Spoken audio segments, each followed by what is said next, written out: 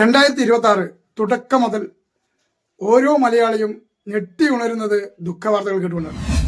ഷിംജിത റീച്ചിന് വേണ്ടി ചിത്രീകരിച്ച വീഡിയോ കണ്ട് മനം നൊന്ന് ആത്മഹത്യ ചെയ്ത ദീപക്, അതുമായി 2 ദിവസം മുമ്പ് പ്ലെയിൻ ക്രാഷിൽ മരണപ്പെട്ട 6 പേർ, കോൺഫറൻസ് ഗ്രൂപ്പിന്റെ MD മാനേജിംഗ് ഡയറക്ടറായ ഡോക്ടർ റോയ് സാർ, നിരന്തരമുള്ള ED റെയ്ഡ് കാരണം മനം നൊന്ത് സ്വന്തം തോക്കിൽ നിന്ന് നിറയൊഴിച്ച ആത്മഹത്യ ചെയ്ത ഡോക്ടർ റോയ് സാറിന്റെ ഓരോ വീഡിയോകൾ കാണുമ്പോഴും ഐഡിയ സ്റ്റാർ സിംഗറിലൂടെ ഒരുപാട് ആളുകൾക്ക് സമ്മാനങ്ങൾ നൽകിയിട്ടുള്ള ഒരു വ്യക്തി കൂടിയാണ് റോയ് സാർ.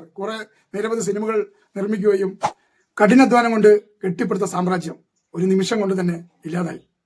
ദുഃഖത്തോടു കൂടി അല്ലാതെ റോയ് സാറിനെയും അതുപോലെ എല്ലാവരും നമുക്ക് ഓർക്കാൻ കഴിയുന്നില്ല. എന്തുണ്ടായിട്ടും എന്താ കാര്യം? മനസമാധാനമില്ലെങ്കിൽ എല്ലാം തകർന്നു. അകാലത്തിൽ മരണപ്പെട്ട എല്ലാവർക്കും നിത്യസന്ധി ലഭിക്കട്ടെ.